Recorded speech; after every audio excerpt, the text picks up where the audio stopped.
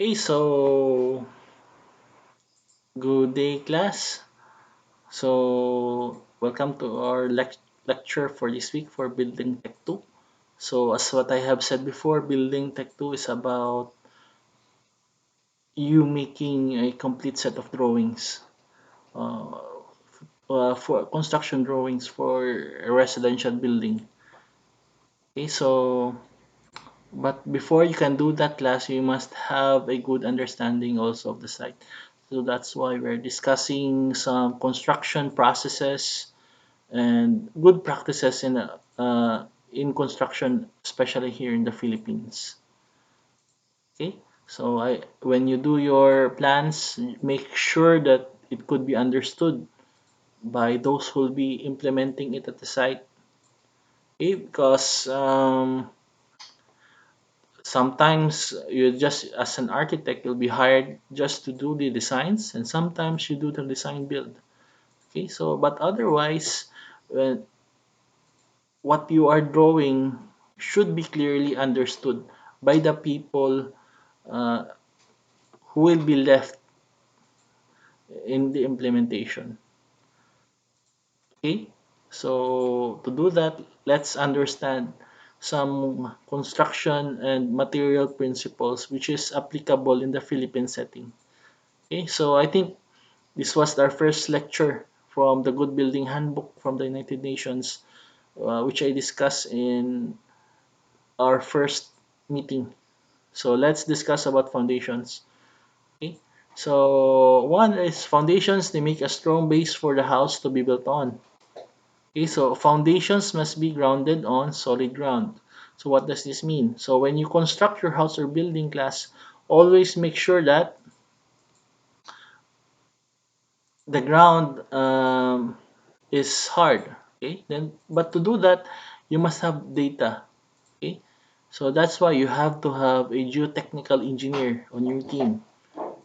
Okay, to advise you and guide you on the soil strata which you're in or of which your project or building will be built. Okay. So second is only broken rock should be used in foundations, not unbroken rounded river stone or rounded seashore stone or river stone. Yeah, river stone can be used if broken. So what does this mean? So it only means less. I think when you go to your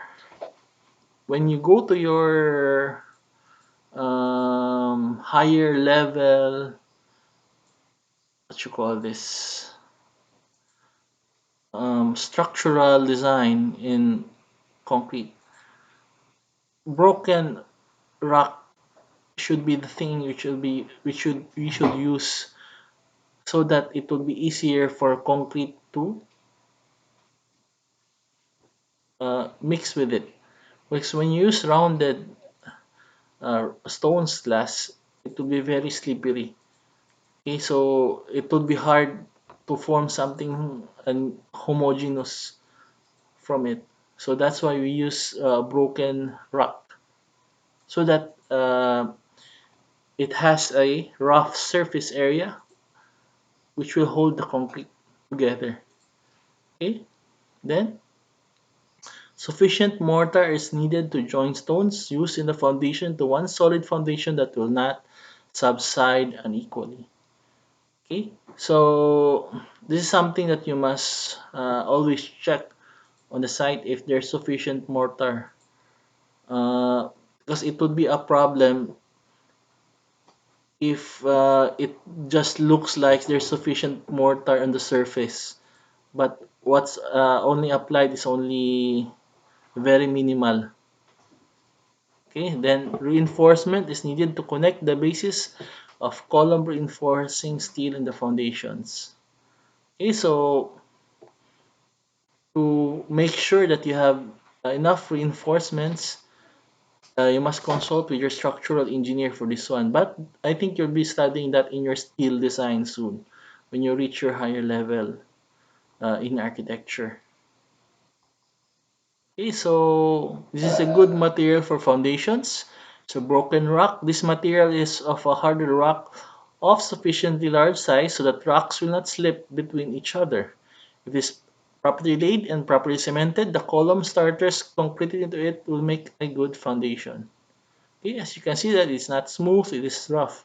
So when you mix it with concrete, so there's a very high probability that the concrete will uh, form with it in a homogeneous manner.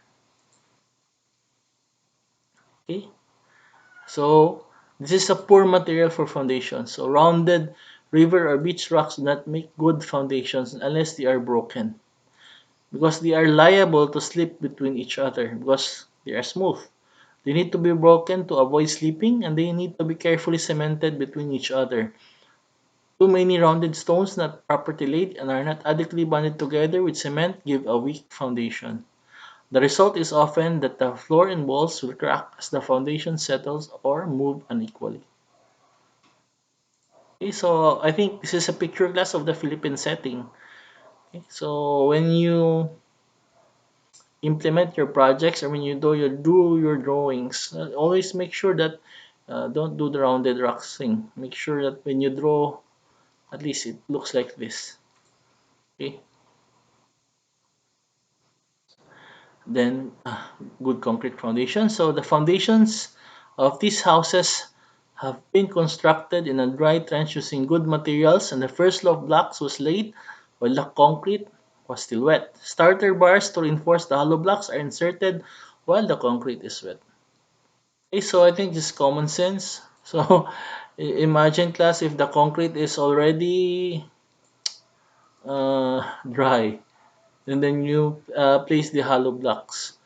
So I don't think your hollow blocks will be able to connect with the concrete once it's already hard. Okay, so a lot of things, class, good construction practices are common sense. If you have a lot of common sense, I think you'll succeed if you want to be contractor. Okay, so sand and gravel. Choice of materials affects strength of the building. Coral sand should never be used in any construction. Coarse sand should be sieved to remove stones, fine particles, and dust. If the sand comes from a dirty or seawater source, it must be washed. So this is the bad example of concrete using coral sand. So example of the disintegration of concrete due to the use of coral sand. The concrete is returning to powder. The only action possible at this point is to dig out and start again, wasting time, money, and resources. Okay, so that's why class, what's important class in building technology is that when you uh, when you're in the building industry, when you're an architect, what's really important is first is that when you design, you must make sure that your details are complete. Your details are thorough. Then the next thing is that you must make sure that in the implementation, what you draw should be followed. Okay, so that's why I want to teach you on what's really happening here in the practice here in the Philippines. Okay, so that when you what you draw, um, it should be as realistic as possible. So you should have consideration of how it's going to be implemented. Okay, so this is an example of a good quality sand. Okay, I think this is what you see commonly in construction places. So this sand is all of about the same coarse texture and does not have larger stones in it or a lot of dust. So sand can be tested by lifting up a handful and letting it fall back to the ground. If a significant portion of it blows away instead of falling straight down, it has too much dust and need to be sieved. Okay? So this is an example of a poorly graded sand. This sand is mixed with larger stones that is already a sand gravel mixture. So if gravel is now added to this mixture, it will not be suitable for making concrete because there will be too little fine material to bind together. So the problem class is binding. So if the sand you're going to use is like this, you're going to have a problem in the binding later. Okay? So this is another example for a bad practice for materials. So as architects class, I think you'll be, especially when you do design build, you'll be leading your construction team at the site. So we should not only be organized in our drawings. In our construction site, we should also be organized there as well.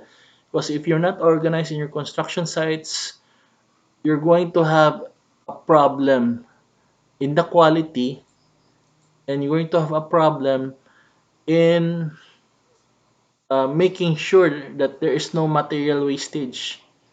Okay? This is probably, for example, you estimated that you're going to use 16 cubic meters of sand for a small, particularly small project. But since you implemented it in such a way that it's like this and you're disorganized, your 16 cubic meters will turn into 30 cubic meters, which means that you have wasted more than 50% or, or almost 100% of the materials. Okay, so you must be very organized. As the architect, you must lead your team. Okay, you must tell your foreman on making sure that the site is always um, in order. So debris should not be allowed to be mixed with any of the ingredients for making concrete. Such debris seriously weaken the strength of concrete. So imagine class if some debris here like wood are mixed in here. So the sand will need to be cleaned before it is used for mixing the concrete. All plastic, leaves, glass, roots, shells, and other debris must be removed before using sand or gravel for making concrete. So harmful debris particularly enters the concrete and is mixed by hand on the ground. So gravel is made of crushed rock, not of river-rounded stones. So good gravel made of crushed rock with no larger stones. Gravel is a maximum size of 20 millimeter in order for it to be fit within and around reinforcement to strengthen concrete and have fewer smaller stones. So the mixing of concrete, so make sure that there's adequate cement is added. Then the ingredients are mixed well. Limit water and use only clean water concrete. Should stand up and mix, not throw away due to excessive water. So do not use any water that is salty. This destroys concrete strength. Only use properly selected clean ingredients. Then if the sand contains stones, reduce the amount of gravel added. So in making columns, all reinforcement columns should be made in one part before walls are made up. So they should not be made in small steps as walls are built up. They should contain bars for small ties and ring beams when constructed. Column reinforcement should be four vertical bars with hoops holding them together, spaced at approximately the same as width of the column. Bars should be anchored in the foundation. Okay, so this here glass is consistent with your structural code of the Philippines, which requires at least that you have 416 mm bars for your reinforcements. But to be sure, always consult your structural engineer. Okay, so but anyway, you'll learn about steel reinforcements, its computation when you reach your uh, third year or fourth year, yes. So, and a full steel should be bent 135 degrees into the center of the column. Then column steel must be covered with a minimum of 2 centimeters of concrete all around. Do not put pipes down the center of columns. Okay, so these are good practices, class, which should not be only implemented on site but should also be drawn in your details. Okay, just to be on the safe side. So this is a good practice. So columns being constructed before walls on the base to raise the house above surrounding low-lying land. Reinforcement of columns continues from the footings to the floor to provide structural strength. So what it means last that before you build your walls, the columns must go up first. Okay. So during construction class, your role as the architect is to check if the columns are level vertically. Because once that it's not straight, going like that, or it slightly deviates, then you're going to have a problem when you're going to place here your concrete hollow blocks or CHB. Okay, so before the concrete is poured here, check if it is vertical, really vertical. Okay,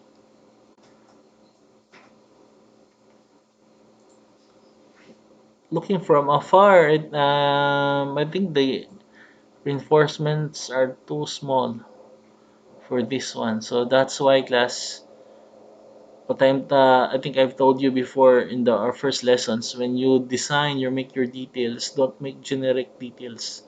So details should depend on the project type.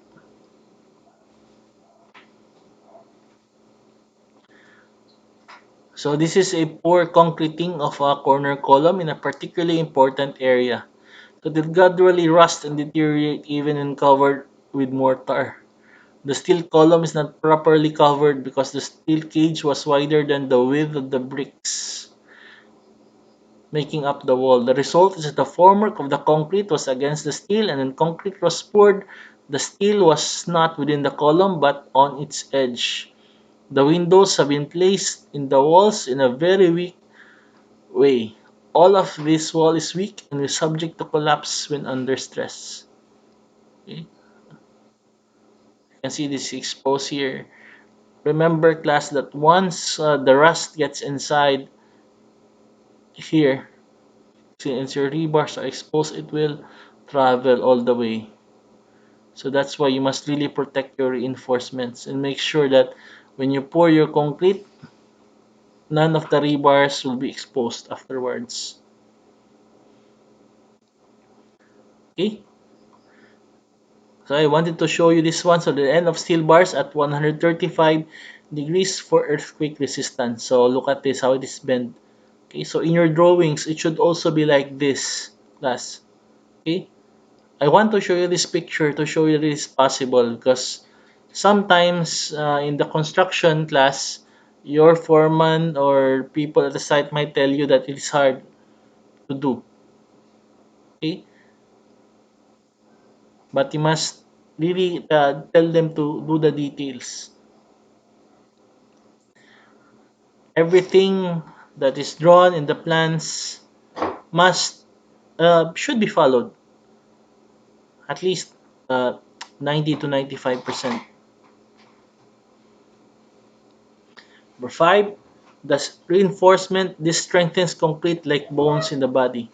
So reinforcement steel is made of twisted, deformed steel bar or deformed bar rather than plain round bar. Plain round bar is significantly weaker and can pull through surrounding concrete and hence has a weaker effect. Okay, so that's why class, I don't know if you have observed your steel bars, but it is deformed. So it is not round and smooth. So in the same way, when you choose your stone should not be rounded. Okay, so that it will not be slippery. Okay, so look at this one. Why it's called deformed bars? As you can see, there are what you call this. Bars are rounded. So when you pour concrete into it, it will just cause slippage. So it will be very slippery. Okay, so what you must use is these here, the deformed bars. That give areas for the concrete to. Uh, then you have your roofing. So a strong roof provides lasting weather protection. So roof trusses of wood should be made with a triangular frame placed over columns and tied to them. Roofing supports for wooden trusses must be made of block of wood rather than a nail. Roofing structure should not be joined near the middle of a span and not joined with a 45-degree cut. Okay, so it's not a good practice. Roof trusses are near but not over the columns, and the column steel is not long enough and not bent over the roof structure to connect between roof structure and column structure is a weak building method. Okay? So it's just like in our previous lesson, wherein the trusses are just placed on top of the beams. So when you design class in your details, you must drawings. So it should be like this. But I'm not limiting you class to roofing structure in a triangular manner. You can also design or innovate since you'll be future architects. Okay, so tying wall to structure. Wall ties to connect walls with the building structure are to be at regular intervals at 40 centimeter and extend from the bottom to the top of the wall. Wall ties must be cast into reinforced concrete columns along with reinforcement for ring beams. Wall ties must be bent the end to hook into the wall material. Hollow block walls should be reinforced. Especially here in the Philippines, class, we are in an area at the Ring of Fire, so there's a possibility of earthquakes, and there's earthquakes and a lot of things, natural disasters also. So your hollow blocks must be reinforced. But what I observed last in the Middle East, when I was still working there, their hollow blocks, it's not as reinforced as what we have here in the Philippines. I think it's probably because they are not in an area which is prone to earthquakes, and their hollow blocks are 100 or 1,000 times stronger than ours. Okay, so it's a good example of how to insert wall ties in the columns before they are constructed so that the walls will be tied into structural columns. What this means, last, is that there must be a connection here from your wall which will be tied to your columns. Okay,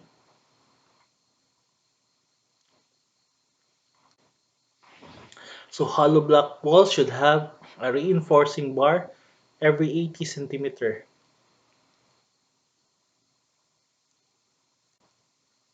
So this is a vertical bar.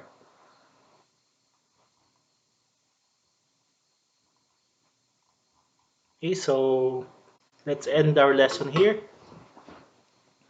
So if you have any questions, last, don't hesitate to send up a message or an email to me.